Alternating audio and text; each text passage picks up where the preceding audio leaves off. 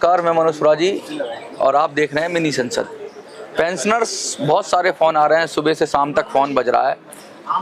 देश के हर कोने से फ़ोन आ रहे हैं। वो जानना चाहते हैं कि भाई आखिर पेंशन का हुआ क्या। 3 दिन का धरना हुआ, उसके बाद मीटिंग हुई, मीटिंग के बाद बहुत सारी खबरें भी आ रही हैं और एक तरह का क्योस फैल गया है, एक तरह की बेचैनी फैल गई है। तो मुझे स्पष्ट करना पड़ रहा है क्योंकि वीडियो बनानी पड़ रही है। पहले तो मैंने बोल दिया है, कई सारे वीडियोज़ में बोला है, थोड़ा थोड़ा बोला है, लेकिन वो बात क्लियर हो नहीं पा रही है। तो आज मुझे लगता है कि तफसील से पीआईबी की प्रेस रिलीज भी पढ़ दूंगा। मनसुख मांडविया ने क्या एक्शन लिया, उसका जो हिस्सा, जो आप पेंशनर के फ़ायदे का हिस्सा है, पेंशनर की समझने का हिस्सा है, उसे एक्सप्लेन कर दूंगा। इसके साथ साथ हमारी आगे की कार्य योजना कि हमें करना क्या है। पेंशनर्स 4 स्टेट्स में और एक केंद्र शासित प्रदेश में चुनाव है। केरलम में चुनाव है, तमिलनाडु में चुनाव है, असम में चुनाव है, बंगाल में चुनाव है और पांडिचेरी में चुनाव है। तो उस विषय पे भी हमें क्या रणनीति बनानी चाहिए, उस पर भी बात कर लेंगे। साथ में हम बात कर लेंगे, देखो कि मुझे बहुत सारी कॉल आ रही हैं जगह जगह से और लोग चाहते हैं कि मेरे साथ जुड़ें, मेरे को बुलाएं, या मैं दिल्ली में कोई प्रोग्राम करने की बात हो रही है, कुछ लोग अपने एरिया में प्रोग्राम करने की बात कर रहे हैं। लेकिन इन सब के बीच मेन बात यह है कि आपका काम कैसे होगा, क्या उसके रिलेटेड कोई खबर है या नहीं है। इन्हीं सब बातों पर मद्देनजर रखते हुए हम आज की वीडियो बनाएंगे। इसके साथ साथ मैं कहूँगा कि एक ही बात को मैं बार बार कितनी बार दोहराऊँ कि अभी जो सूचना है वो सूचना मैं बता देता हूँ, लेकिन फिर भी लोग कहते हैं पेंशन बढ़ी, क्योंकि लोग तो वीडियो बना देते हैं। कोई वीडियो आधा घंटे में पेंशन दिलाता है, कोई 1 घंटे में पेंशन दिलाता है, कोई 4 घंटे में, कोई 6 घंटे में, कोई 10 घंटे में, कोई 12 घंटे में, कोई 1 अप्रैल से, कोई 25 मार्च से, कोई 20 मार्च से। मैं तंग आ चुका हूँ इन यूट्यूबर्स की को क्लैरिफाई करते करते। और बहुत सारे लोगों को मैं यही कहूँगा कि जब तक मेरी वीडियो ना आ जाए, आप समझ लो, ऐसे ही समझ लो, जिस दिन भी पेंशन की कोई भी खबर आएगी, कुछ आएगी, सबसे पहली वीडियो अगर मैं बनाऊंगा और उस दिन मैं साफ साफ कहूँगा। लेकिन अभी जो क्लियरेंस करना है, जो आपके दिमाग को क्लियर करना है कि कम से कम मैंने कहा है, बार बार कहा है और फिर से दोहराऊंगा कि हमें अब आगे क्या करना है। तो वेट एंड वॉच की स्थिति है, वो भी बात करेंगे और हमारा कोर्स ऑफ एक्शन क्या होगा वो भी बात करेंगे। तो चलिए विधिवत शुरू करते हैं।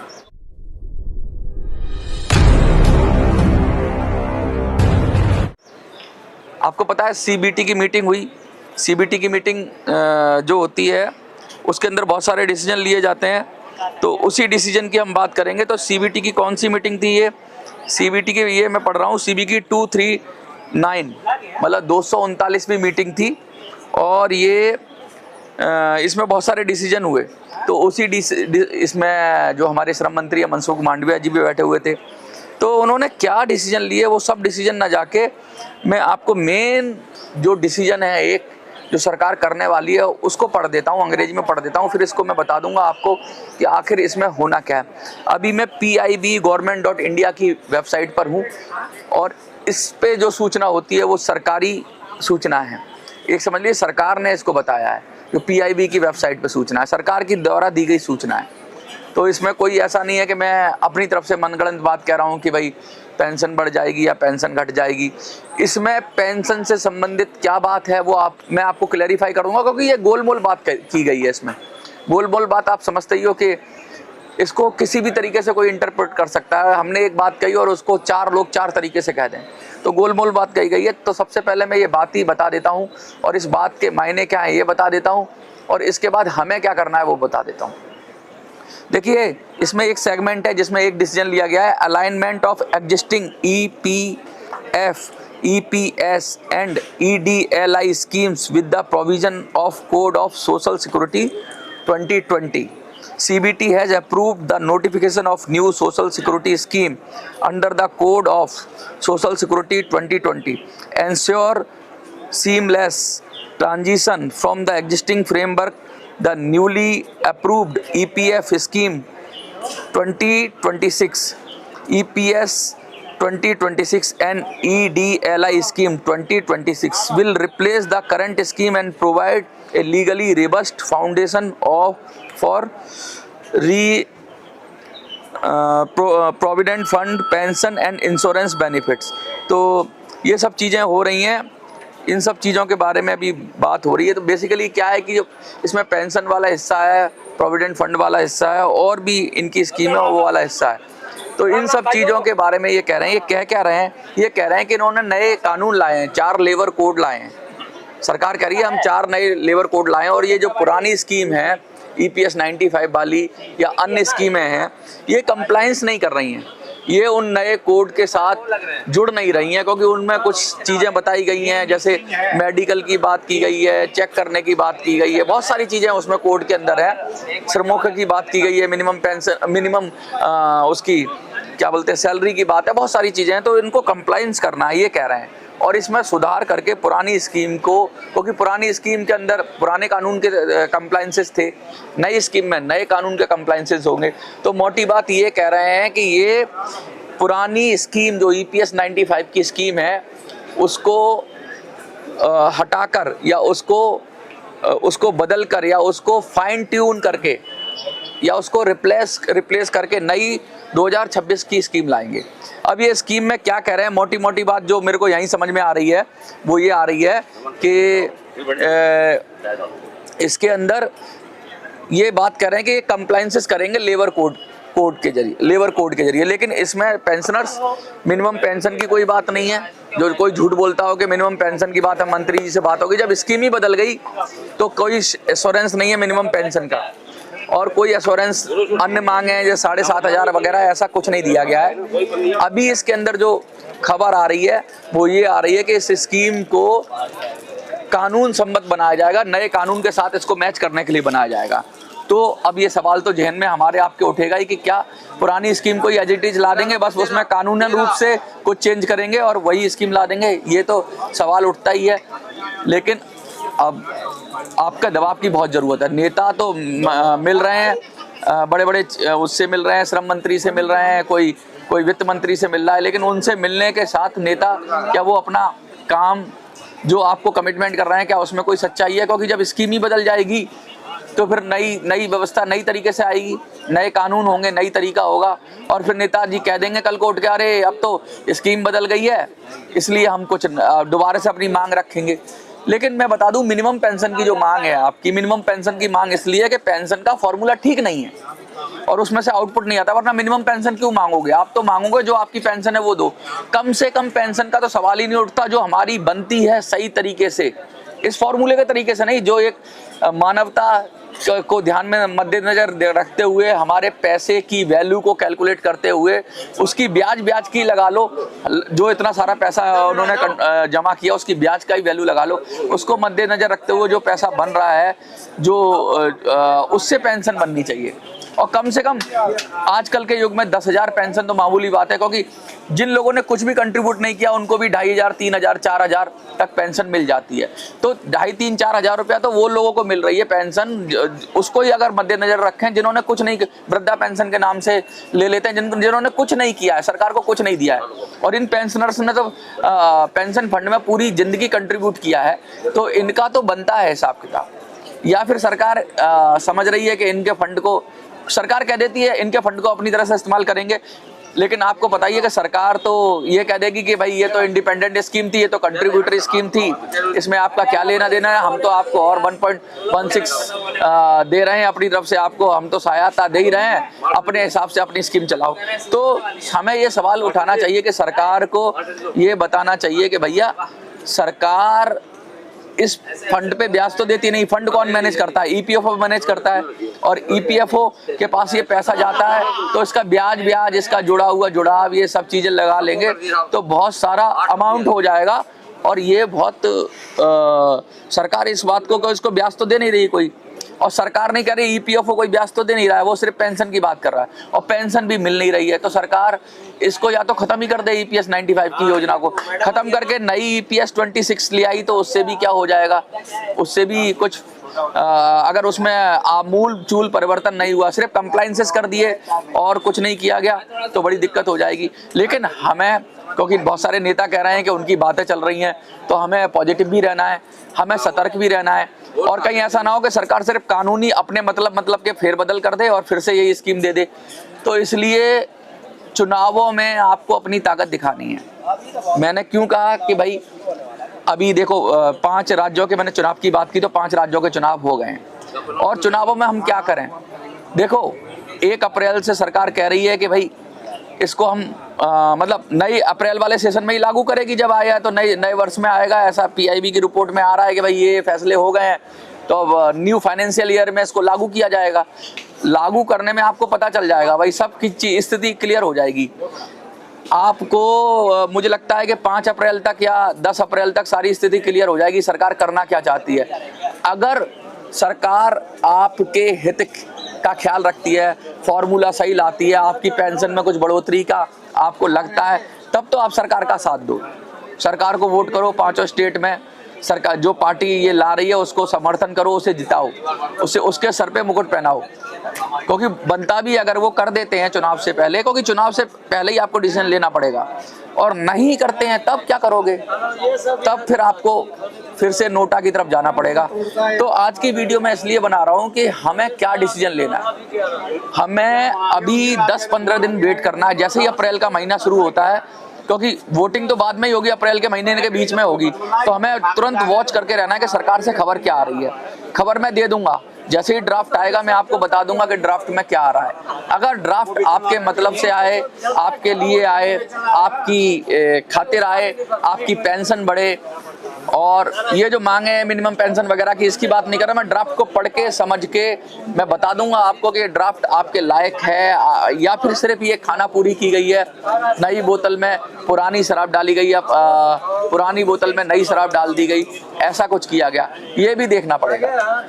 अब आपको सतर्क होने की जरूरत है। कम से कम 10-15 दिन तो आपको कोई खबर नहीं है, 10-15 दिन आपको इंतजार करना है, आपको कोई खबर नहीं मिलेगी, और 10-15 दिन के बाद ही आपको खबर मिलेगी। तो तब तक वेट एंड वॉच की स्थिति करनी है। कम से कम 1 अप्रैल तक तो आप, कोई भी खबर आती है कि पेंशन बढ़ गई, तो सब झूठ सच है, क्योंकि जब सरकार ने खुद ही कह दिया है कि नई योजना ला रहे हैं, तो बीच में पेंशन कैसे बढ़ जाएगी? 15 दिन मैं आज लिख कर कह देता हूं, 15 दिन के अंदर पेंशन नहीं बढ़ेगी, कम से कम 15 दिन के अंदर। और मिनिमम पेंशन नहीं बढ़ेगी, 7,500 नहीं मिलेगी। कोई भी नेता आपको बोलता है, कोई भी कार्यकर्ता आपको बोलता है, कोई भी यूट्यूब चैनल वाला आपको बोलता है, तो झूठ बोलता है। सरकार कोई अध्यादेश ले आए तो बात अलग है, सरकार कुछ एकदम ऐसा सडनली ले आए, लेकिन अभी संसद का सत्र भी चल रहा है तो ला सकती है अध्यादेश, लेकिन वो तो तुरंत ही फ्लैश हो जाएगी न्यूज़, सरकार कोई अध्यादेश लाएगी। लेकिन मुझे लगता है, जो मेरा मैं ये नहीं कहता कि मैं सही हूँ, लेकिन मैं अपनी बात को रख रहा हूँ, मुझे ये ऐसा लगता है कि सरकार ये नई स्कीम लाएगी, और इस नई स्कीम के जरिए कानून अपना काम तो ये सारे जो अधिकारी हैं कर ही लेंगे, कंप्लायंसेस जो इनका करना है वो तो कर लेंगे। क्या आपका भी काम करेंगे, ये प्रश्न है मेरा। और इस बार कमजोरी से नहीं, ताकत से। पिछली बार महाराष्ट्र में आपने क्या किया, नगर निगम में 1 वोट दे दिया नोटा को, और घर के 4 वोट अपनी पार्टी को दे दिए। पूरी ताकत से लड़ना पड़ेगा आपको, पूरी शक्ति से लड़ना पड़ेगा आपको। ये नहीं है कि आधे मन से कोई खड़ा नहीं होता, आधे मन से संकल्प नहीं होता। घर के 4 आदमी तो दे रहे हैं पॉलिटिकल पार्टी को वोट, और 1 आदमी जाके दे आया नोटा को, ऐसे नहीं चलेगा। सरकार नहीं करती है तो आपको प्रॉपरली, मैं फिर से आपसे अपील कर रहा हूं, आपको अपनी ताकत दिखानी पड़ेगी, और नोटा का परसेंटेज कम से कम 3 से 5% के बीच ले आओ आप। जिस दिन आप इन 5 राज्यों में 3 से 5% के बीच नोटा का ले आए वोट, यानी 100 में से 3 वोट नोटा को कम से कम, और ज्यादा से ज्यादा अगर 5 ले आए तो मैं डेफिनेटली कहता हूं सरकार की टांग ऊपर और सर नीचे हो जाएगा, शीर्षासन हो जाएगा, सरकार शीर्षासन करने लगेगी। ये मैं लिख के दे रहा हूं आज। आपने सिर्फ वो नगर निगम महाराष्ट्र में दिखाई जो ताकत, अगर ये इन 5 राज्यों में आपने दिखा दी तो सरकार शीर्षासन करने लगेगी। और क्या पता सरकार आपको दे रही हो तो वो अप्रैल तक क्लियर हो जाएगा।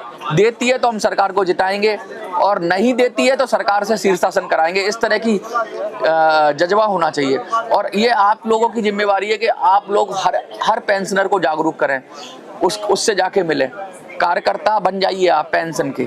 आप पेंशनर के एक वोट बैंक की तरह काम करिए और अपनी ताकत दिखाइए। जब तक आप जाति के आधार पर, धर्म के आधार पर, अन्य राज्य के आधार पर, भाषा के आधार पर वोट देते रहेंगे तो आप अपनी ताकत दिखा देते हो, लेकिन जब आपको पेंशन के नाम पे वोट देने की बारी आती है तो आप अपनी ताकत नहीं दिखाते हो, इसलिए कोई आपको सीरियसली लेता नहीं है। मैं बार बार आपसे कह रहा हूं कि एकजुट हो जाओ, लामबंद हो जाओ, लामबंद होकर वोट करो।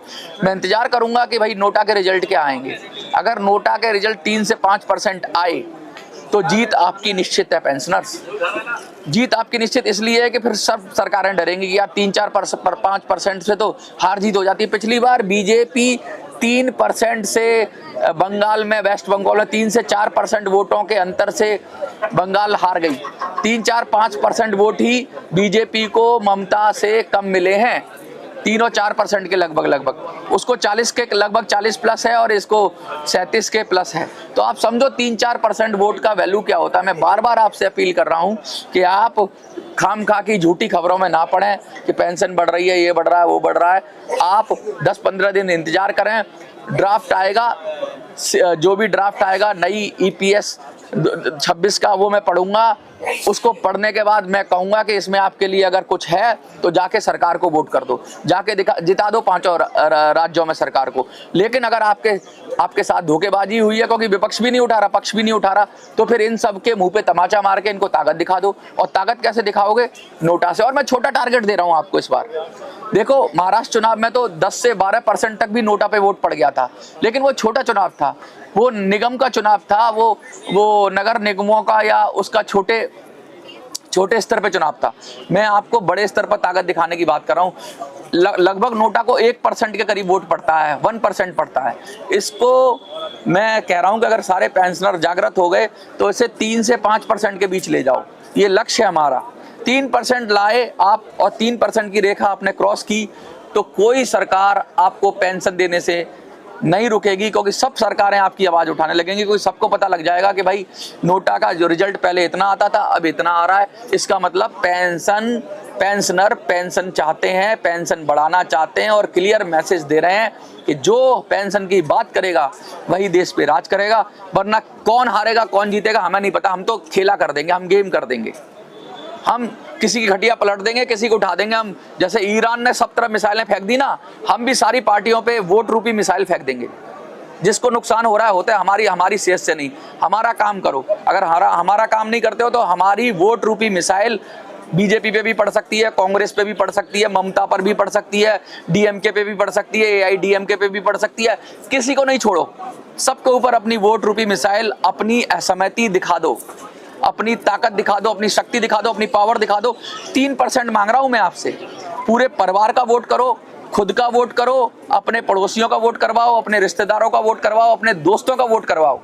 अगर आपको कुछ पाना है और नहीं पाना है तो जाके देते रहो अपनी जाति के नाम पर वोट, जाके देते रहो अपने धर्म के नाम पे वोट, जाके देते रहो अपने राज्य के नाम पे वोट, जाके देते रहो अपनी पार्टी के नाम पे वोट और जाके देते रहो अपनी क्लास के नाम पर वोट। कुछ नहीं होगा, नहीं बढ़ेगी पेंशन। और अगर आपने ये कर दिया, बार बार मैं हर चुनाव में कहता हूं, आप बढ़ा देते हो, कुछ लोग करते हैं, कुछ लोग नहीं करते, कुछ लोग अधमदे मन से करते हैं, लेकिन महाराष्ट्र के चुनाव में आपने दिखाया कि आप सीरियस हो। तो मैं आपकी गंभीरता देखना चाहता हूं, मैं आपकी सीरियसनेस देखना चाहता हूं और मैं आपके अंदर के आदमी को जगा रहा हूं कि जब तक लड़ोगे नहीं तब तक जीतोगे नहीं। ये जो नाटक चलता है ना, इस नाटक से बाहर निकलो, संघर्ष की स्थिति में आओ। और जो संघर्ष करता है उसी को कुछ मिलता है, और जो संघर्ष नहीं करता है, मैं ये नहीं कह रहा सड़कों पे जाकर रेल रोको, संपत्ति की तोड़फोड़ करो, तो आप कर भी नहीं सकते बुजुर्गों, लेकिन हाँ वोट की ताकत तो दिखा सकते हो, ये अंगूठा तो दिखा सकते हो, अंगूठा दिखा दो। ये विनिंग के लिए भी होता है और ये अंगूठा उन पार्टियों को भी दिखाने के लिए होता है, उन विचारधाराओं को दिखाने के लिए होता है जो अपनी रोटी सेकती हैं। अब आप क्या निर्णय लेते हो ये 1 तारीख के बाद ही आप फैसला करो। और आप किसी जात के हो, किसी धर्म के हो, किसी पार्टी के हो, अगर आप पेंशनर हो तो पेंशन का मुद्दा पहला होना चाहिए। और अगर नहीं है आपका मुद्दा तो फिर आप ये उम्मीद मत करो कि आपके कोई आंसू पहुंचने आएगा। कोई पार्टी नहीं आएगी आपके आंसू पहुंचने, सब आपका वोट खा के चले जाएंगे और पेंशन फिर वही 500, 1000 यही पड़ी रहेगी। तो अगर लड़ना है तो ताकत से लड़ो, शक्ति से लड़ो, हिम्मत से लड़ो और लड़ोगे तो जीतोगे। मैं ये नहीं कह रहा कि आप किसी को हरा दोगे, लेकिन मैं ये कह रहा हूं कि आप जीत जाओ। अगर 3% का आंकड़ा आपने पार किया, 3 से 5%, तो ये जीत हमारी, आपकी, सबकी जीत होगी और पेंशनर मिलेगी और आपको आपका हक और अधिकार सुनिश्चित होगा। आपके हक की कमाई के पैसे सरकारें बांट रही हैं, गली किसी भी स्कीम में बांट देती हैं, लाडली दीदी, लाडला भैया, लाडला फलाना ढिमका, नई नई योजना आ जाती है, नए नए लोगों को खैरात की तरह बांट दिया जाता है पैसा। 4-4 महीने की पेंशन एक साथ डाल दी जाती है वोट लेने के लिए। किसका पैसा है वो? आप ही का पैसा है। और सरकार कह रही है आपका पैसा नहीं है।